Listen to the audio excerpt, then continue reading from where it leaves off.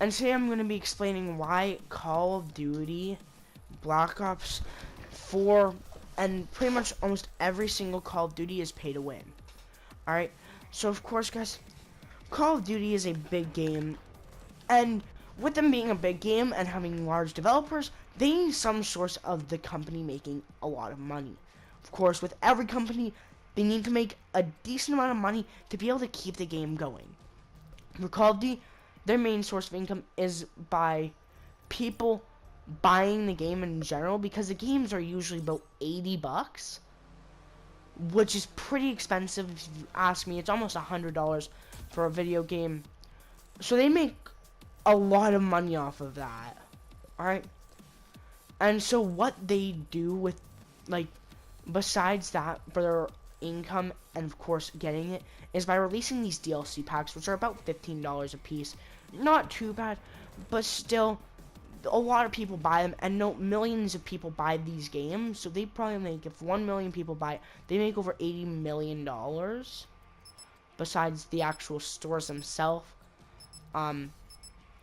So if they're making, like, say $80 million off of a bunch of people buying games, then they get a lot of money, and they want probably a lot more. And since they only release a DLC every couple of months, you know, one or two, like once every 3 months or 2 to 3 months, you know, once the main maps are starting to get really, like, people are starting to get into them, they're starting to become a lot of fun, or when they slowly start dying down, people start liking them less, they immediately come out with a DLC which gives you 4 multiplayer maps and 1 zombies map. The zombies map, a lot of the zombies YouTubers like NoahJ456, and you know, all these pros like that.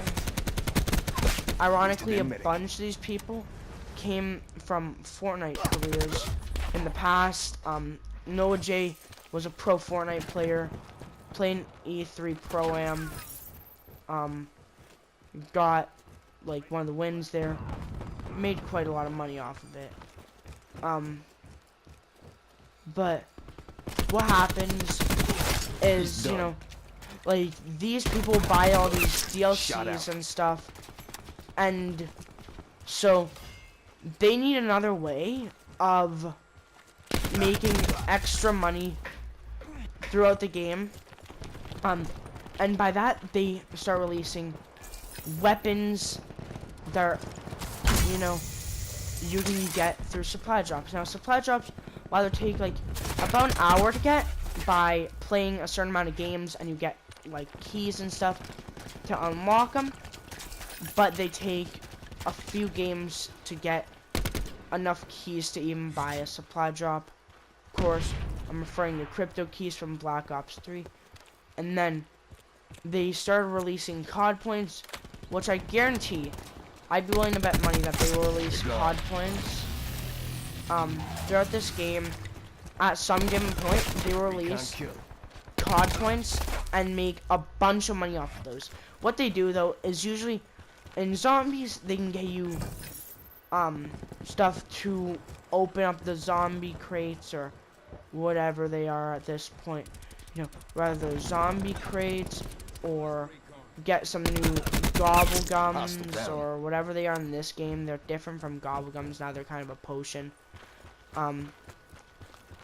But they want you to spend a bunch of money on those, because what they'll do is known as pay to win, where they make you pay a very large amount of money just to get these. Alright, so if you get the supply drops by earning them, they'll probably give you them after about 2 months of grinding, and that's straight, you know, like a total maybe even over 200 hours of grinding, and they'll give you 1 rare item from the supply drops.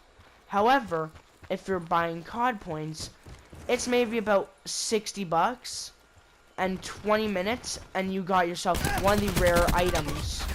Alright, so that is how Call of Duty is basically pay to win, because when they release these new items, the damage that they put on them is the best weapon in the game, or close to that in this case.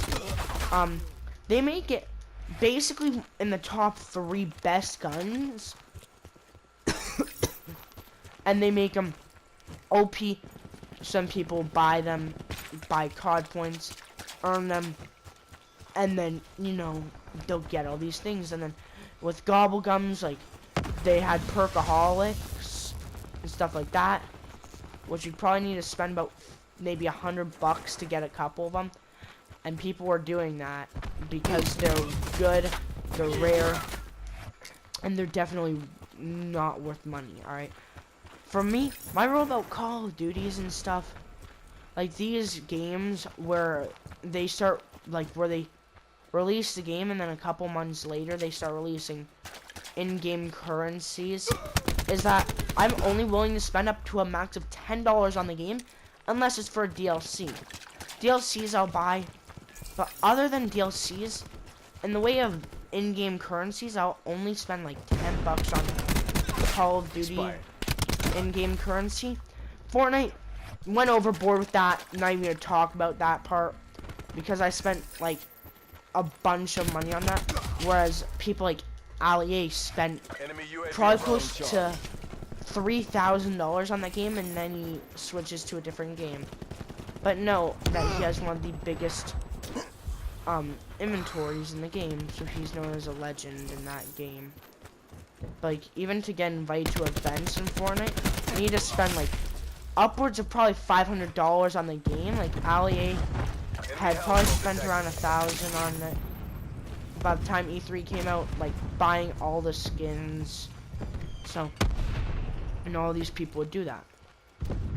And so now with Call of Duty, you need to buy a bunch of money's worth. And even these dumb, like Ali and stuff, still spends a bunch of money on these games, and they only win because of how much they spent. Rather, because in Fortnite it even says these provide you no competitive advantage. Well, in Call of Duty, they have to give you some competitive advantage because you know that you're spending like $300. You know, boom, you just got yourself a gun that's a one-shot to the body, and that isn't even a sniper. You know, you got yourself an OP gun, and you're letting people just, you know, have it for the low price of $200. You know, I know I'm probably exaggerating here, but you do have to spend quite a lot of money on the game. Like throughout the entirety of Black Ops 3, I played quite a lot, and during that time, I opened upwards of probably 200 supply drops, and that was after the DLC guns and the cosmetics for that were released. I got no new guns, didn't get a single new melee. They released the prize fighter melee, which was free, but realistically, they didn't look that stylish, and overall, weren't that good. So, at the end of the day, I would not recommend like that. Alright, so if you're a Call of Duty player, please do not spend your money on COD points, alright? See ya.